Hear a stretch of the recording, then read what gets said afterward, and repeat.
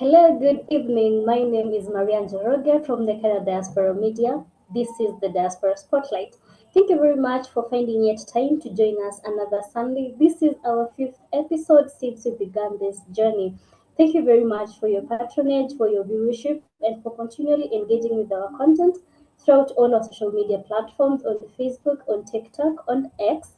And thank you so much for everything that you're doing to continue helping us grow and continue working with us in our content. And of course, we'd like to thank our patrons and our sponsors for this particular show. We have Pay Angel, the remittance app.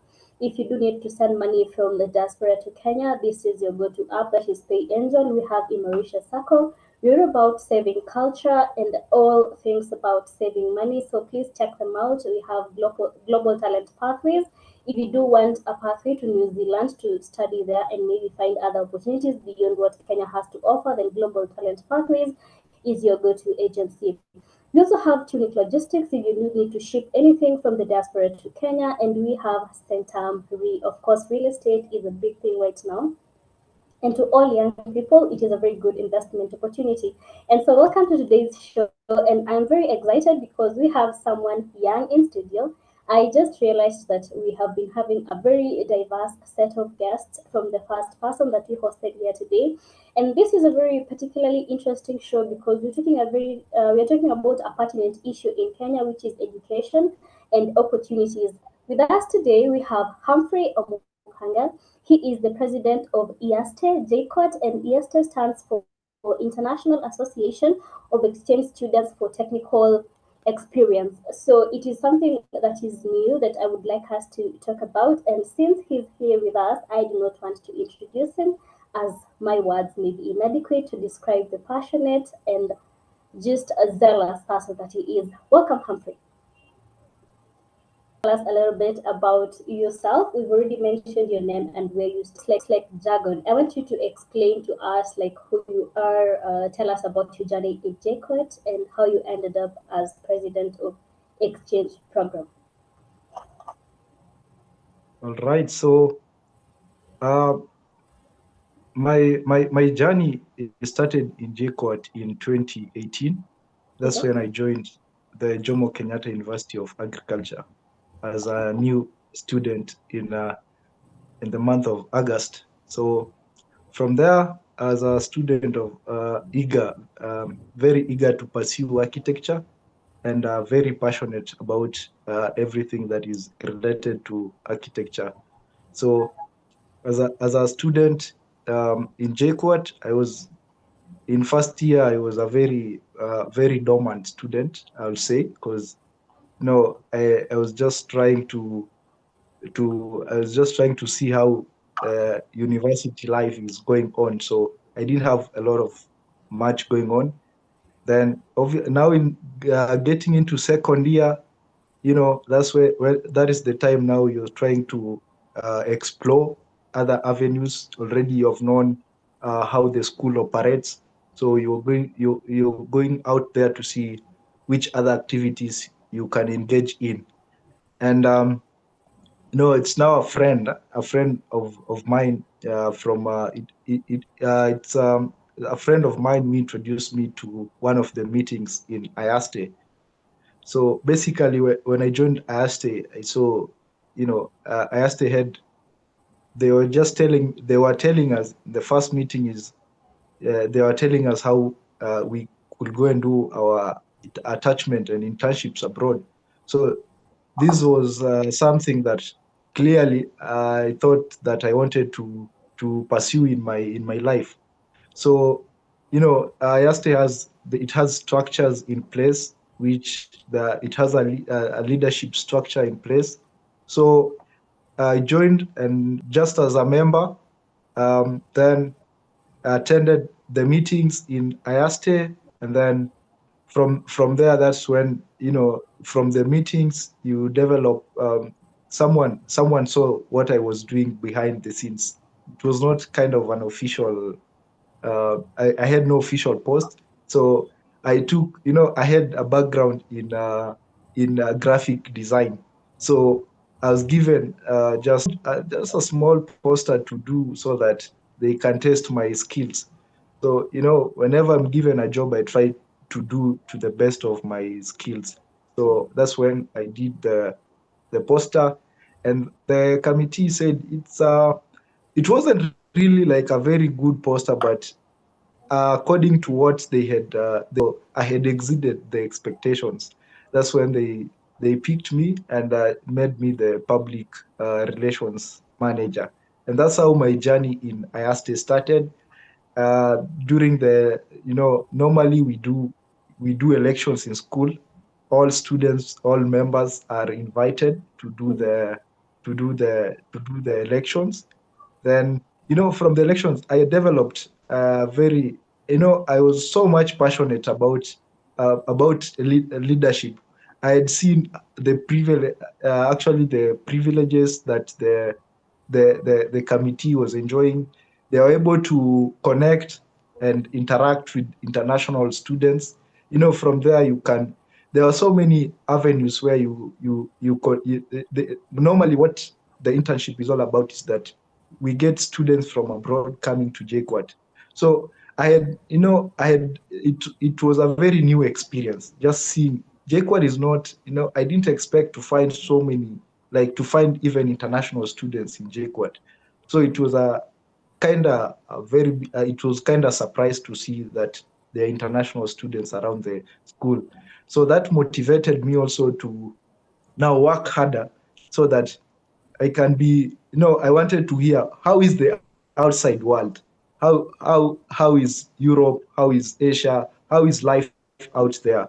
So that motivated me Mhm. actually now my this it motivated me to become it motivated me to be now the to vie for the presidency seat. So Okay. from there I vied, and every elections, of course, you have to mobilize members. So it was a tight race, I would say, and my but uh, I consider myself as someone who has mobilization skills and also leadership skills, which Okay. helped me to get numbers during the elections. And that's how I won and become the president of the International Association for the Exchange of Students for Technical Experience in JQuat. Okay, well, thank you very much for sharing that insightful journey. Just something quite unrelated to this. You're saying that at the beginning of your academic journey, you were shy and really didn't know much about what to do. But it just occurred to me that you're one of the top students during your younger years of beginning education. Y- I'll say, this was a very different setup away from the other setup I was used to. There were parents guiding you along the way. But coming to university, it's a kind of different setup. I'm kind of anxious. I don't really know what is going to happen there. There's kind of, you are having, maybe you are expecting good results, and at the same time you're not really sure what is going to happen. So that's why I was trying to first get a feel of how university life is. Then from there I can proceed and And whatever you actually experienced during that time are valid. However, I would like us to actually continue into the things that you're doing. And before we go to Iaeste and what you are doing, the education sector in Kenya right now is undergoing a lot of shifts because we have curriculum changes, we have so much that is going on. I would like to know your opinion and what you think. Do you think the skills that you're learning in Kenya or even in your architecture class are actually like world class? Do they fit out there? um, I'll say the skills that we are getting in universities in Kenya are not really world class. We It's okay. have a very, Pardon? there is, You can speak loudly. Like you can tell us. yeah. I'll pardon and say that the skills that we are getting in Kenya as the university, that the skills that the university is giving Kenyan students, I'll say it's not really as per the standards of what is happening outside worldwide. Okay. You know, just to the problem that I would say that is affecting our education system is, we don't have structures for research. Mostly what you are doing in class is very theoretical compared to, the world out there is doing more of experimenting, more of testing. But when you come to our education system, what is happening is we are given a lot of theory, which actually, there's no we don't have a place to practice the theory. So Okay. when you go to the outside world, no, these people are using real life examples. No, you get an opportunity to work outside or even outside school. For me personally, I've been involved in an attachment or an internship, both in Kenya and also outside. And it was an internship in Germany? Germany. Mm-hmm. Yeah, yes. So if I compare the two experiences, I find that there was a very big gap in terms of the application of the skills. Most of the sites, most of the attachment that I took in Kenya, what I was involved in, I was mostly, instead of even focusing on what really the basics and the bread and butter of architecture, I was involved in mostly office work.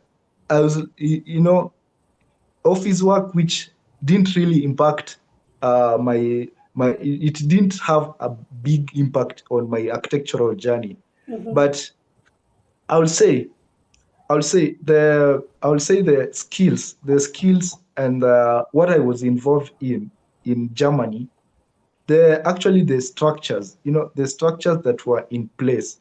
There were the working conditions that were also set in place. It was very conducive for you to even do the work. If you Okay. look at the office that I was in, it was it was made of architects. The architects were always present, and they were always asking for feedback. Where you don't get the point, they are there to help you. And I'll say the mechanisms in which the feedback system was very fast, and they are very present to help you. And also, when it comes to construction, I was able to do both. In architecture, there's office and there's site work. It Okay. was a balance of office. Whatever you design, you actually follow it to the ground and see Mm-hmm. that it's being implemented. But Okay. I'll say, I'll I'll say that gap, that gap in just practice is what, and also more of research is what is lacking in our In Kenya. curriculum. If we Okay. could if we could be able to have research centers and which are well equipped, I think our education system will really thrive, and I think we'll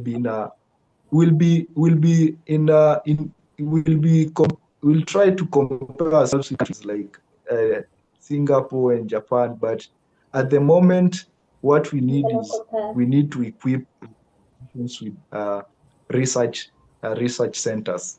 Okay, so Humphrey, I'm curious, since this is an exchange program, and you're saying that when you do leave Kenya, and for you, you went to Germany, and I believe other students have had opportunities to go to other countries and even continents. What then is a student who is leaving their country to come to Kenya for internship because it's an exchange, right? You go there and they come here. Yes, What sure. are they gaining? Um, the exchange, most of the students that we receive in in the Jomo Kenyatta University of Agriculture, they are, JKUAT is known for, in Kenya, JKUAT is known for engineering courses. That's why mostly also the students that we are receiving in Jomo Kenyatta are from the engineering, they are doing engineering majors.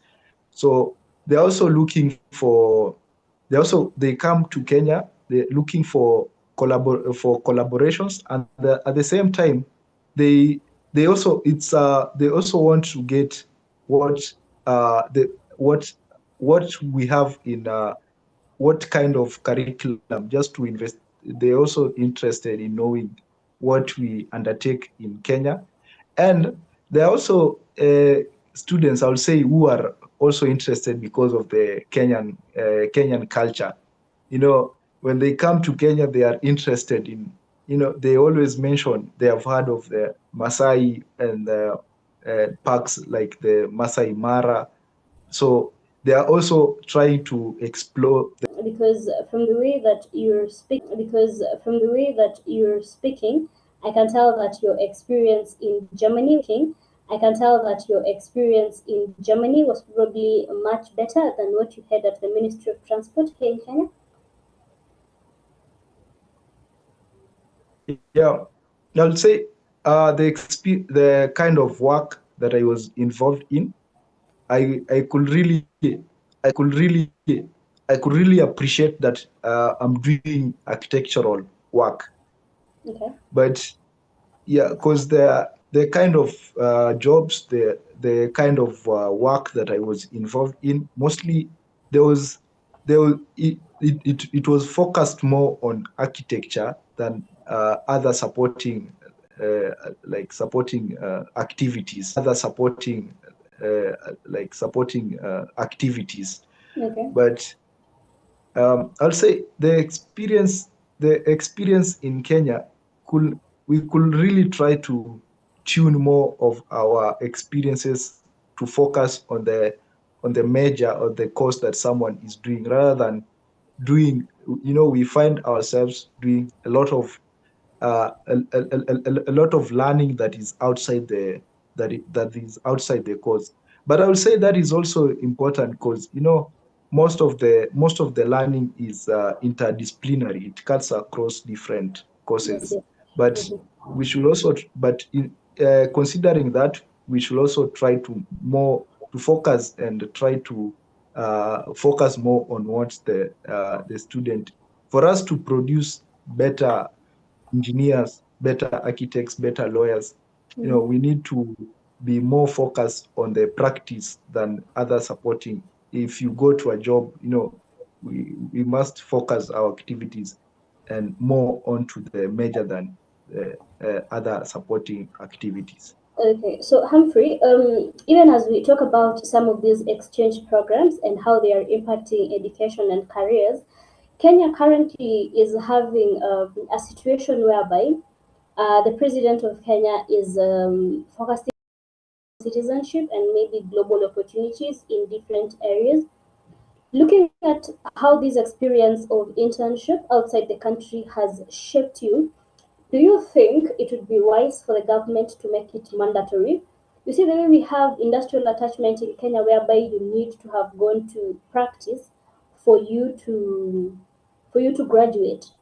Should we Yes. include a situation whereby, for maybe particular courses that can be practiced worldwide, like say medicine, engineering, you do have some sort of global opportunities to go intern in another country?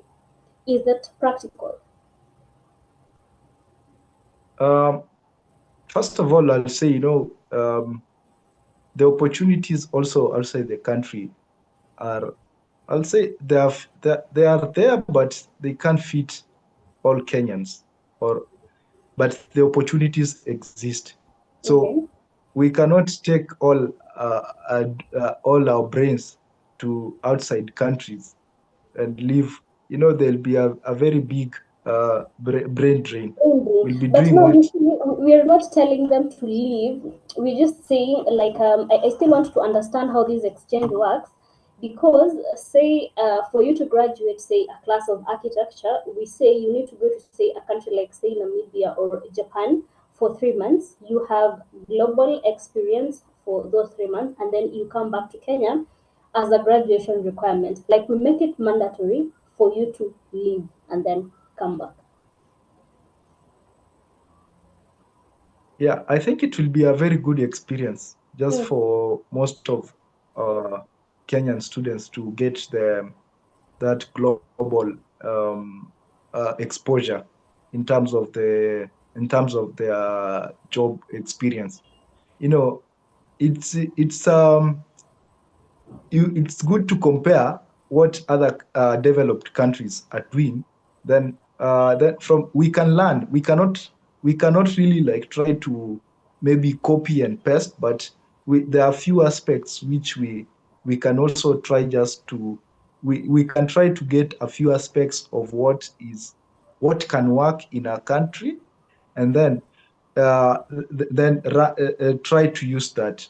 But a global exposure is very important for students in their job experience. You get to learn the best technology. You are using the best equipment in the industry. So when you're coming to your country, you are well equipped with the knowledge and the skills to actually develop, also to move your country forward. I think it is we might not be able to take all our students for the exchange, but we can take the top brains in our country. They do these exchange experiences outside the country. Then they don't have, it has to be made mandatory that they don't stay, they don't extend their time over there. They Okay. have to come back and help their country. I think Okay. that one will help us to move forward as a country. As a country. Okay, well, I do understand and thank you for those insights. You see, some of these conversations are very important because for you who's lived like both worlds at a very young stage, even in your education and your career, these ideas are very important and these conversations need to be had. However, I have a question about the logistics of how these exchange programs work, and does Iaste do anything to like make it easier? How does it work financially, like preparations? How does that go? Yeah, IASTE provides opportunities for students in countries abroad. Okay.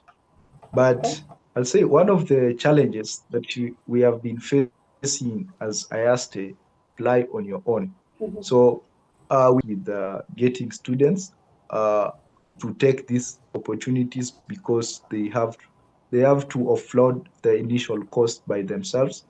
But IASTE is a paid internship.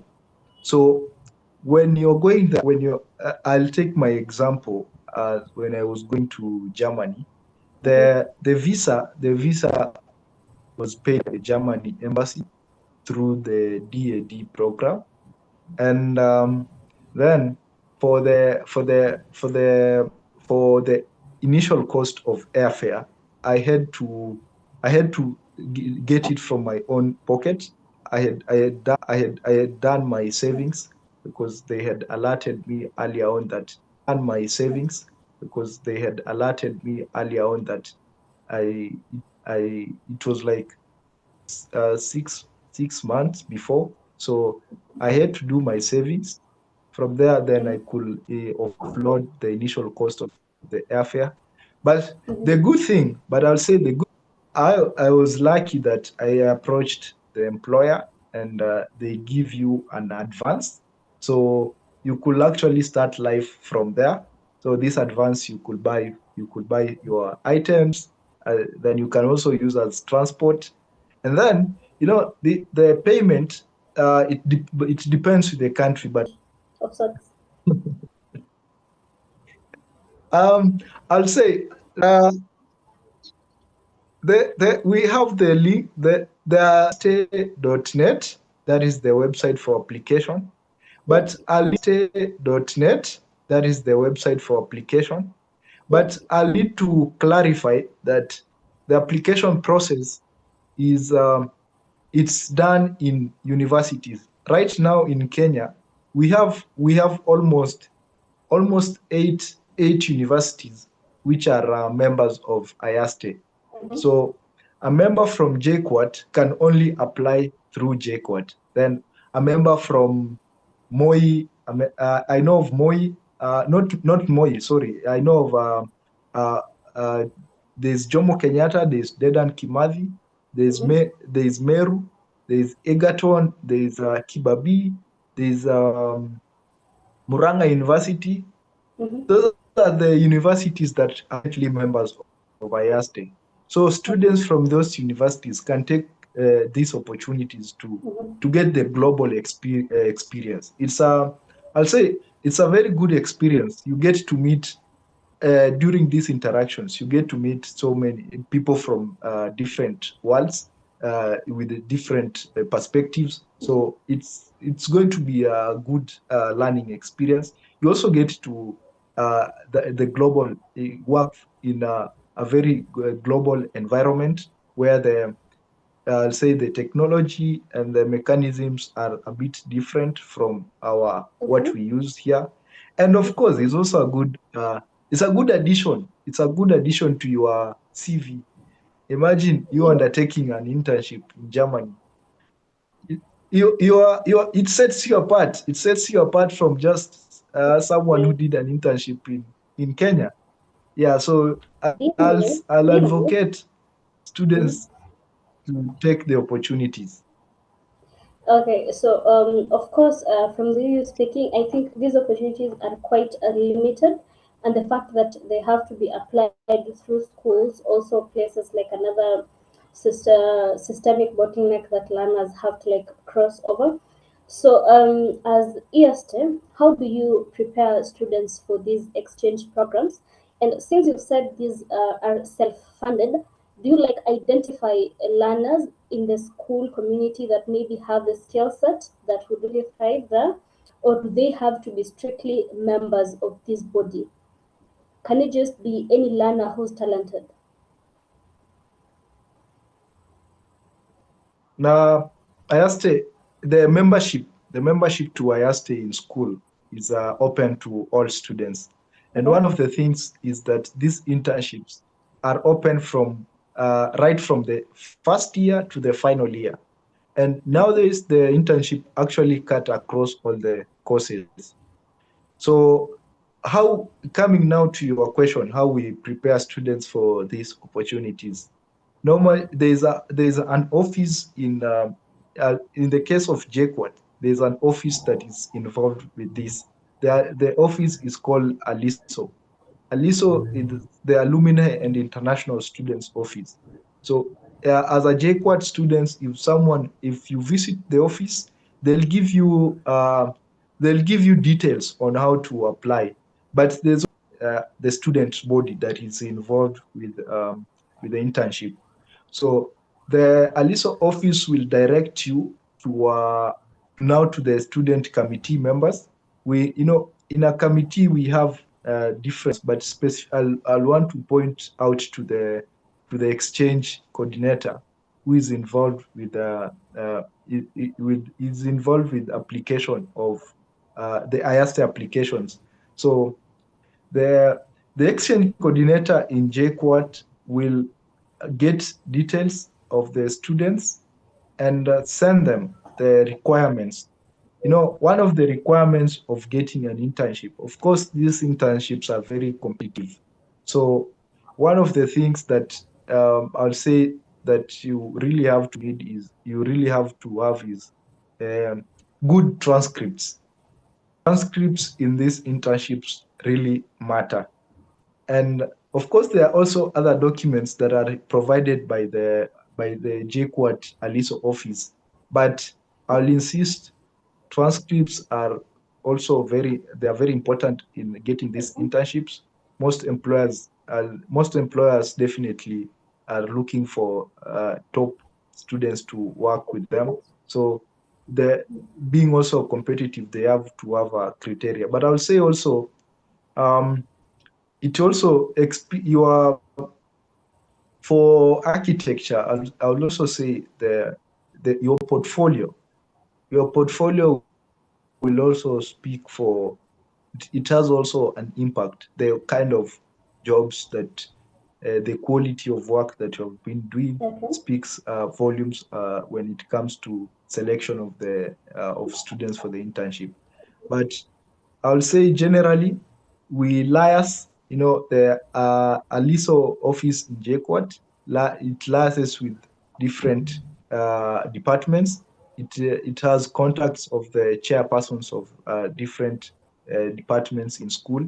So when an opportunity arises, they send these opportunities to the first of all, they are sent to the chairman, to the chairpersons of the departments.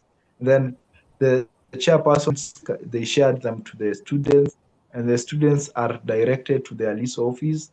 Then ALISO directs the students to the student committee, where now we provide them with documents and ensure that we take them through the whole application process.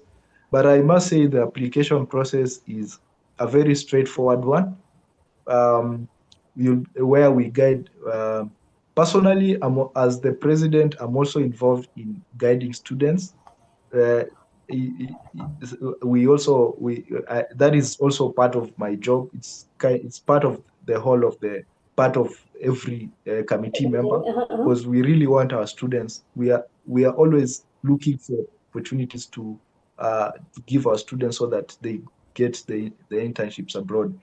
So I'll say also currently, as we are speaking in JKUAT, we have managed to take 5 students. Currently, I'll say that currently we have 5 students doing their internships in there's a student doing an internship in Sweden. There's a student doing her internship in Switzerland. There's one doing in Germany, and there are two doing their internships in the USA. So they are real internships where there are people they have come back and given their experiences of how the internships were, and this is for the JQuat students who want for these internships. They are open.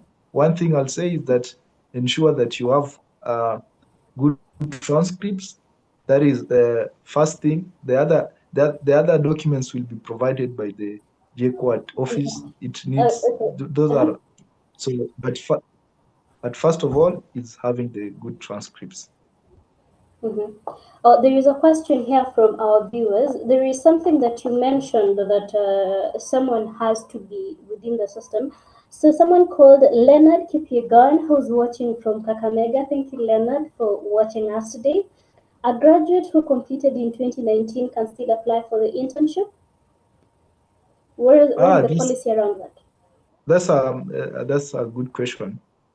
Um, the policy around that is that we have Iaeste basically is for students who are enrolled in universities. So In the what program? Uh-huh. what we do, so the program is for students who are strictly enrolled, in the program. So for someone like Leonard who cleared school in 2019, um, unfortunately, IASTE will not take the student. We there's an allowance, there's an grace period of 1 year after graduation. If someone graduated, let's say in 20 last year, 2024, then they have only They're 1 year. qualified. Yeah, they can only undertake their internship in 2025, but past 2025, IASTE does not take internships. That's why just right from first year, if you are joining JQuat or the institutions that I've mentioned before, ensure you look for this. You look for the international office. You go to the international office and look for these opportunities, and they're always ready to take you through the process. Okay, so thank you very much for sharing that. However, Leonard, keep pursuing these opportunities. You might not be able to get in through Iaeste, but there is so much that you can go through. And of course, as I already mentioned earlier, we do have global talent pathways as part of the organizations that work with us. Just in maybe New Zealand or pursuing an education pathway through there, that would be a really good place to start. So we have an opportunity for each and everything, and simply because you can't get in through here does not mean there is no other door that can open for you. So thank you very much. And as we continue, Humphrey, even as we talk about some of these global opportunities, cost is of course a very big factor, as you've already said.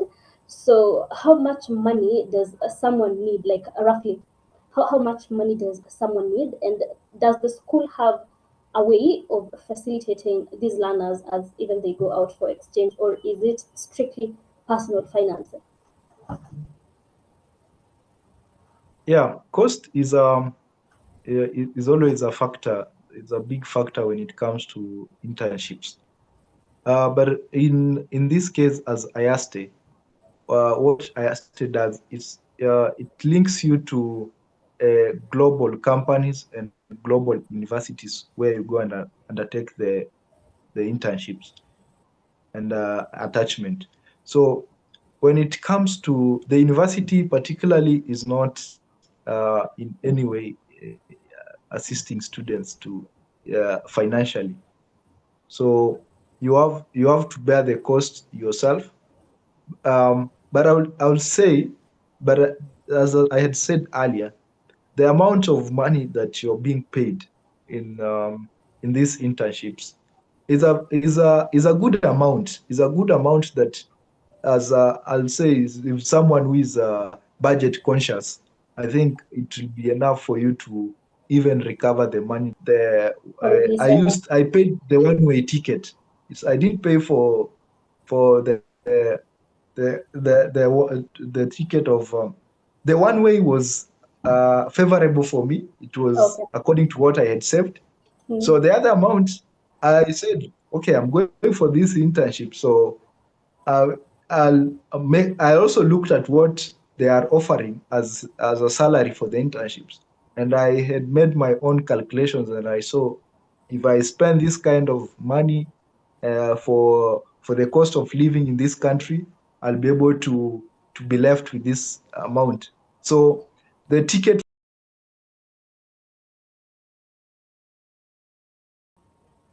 You know, those are the social media platforms to follow us.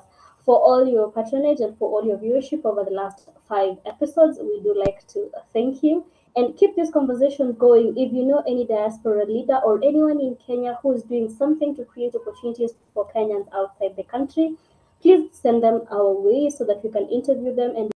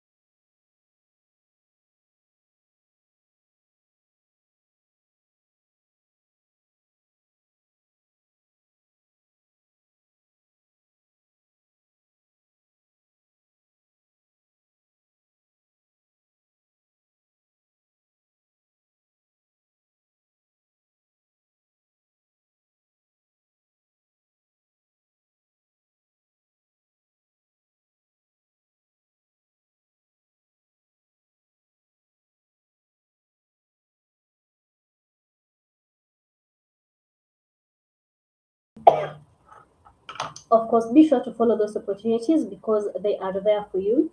And universities spend quite a lot of resources in these exchange programs. So it only makes sense that you do take advantage of them. Information, keep finding information, know what it is outside what you're currently doing that you can pursue. As a student, get outside your comfort zone. Leave whatever is unknown to you so that you can find these opportunities outside the country, because the information is already there. You just have to make an effort to find it. So Humphrey is back with us, and let's continue on what we were talking about.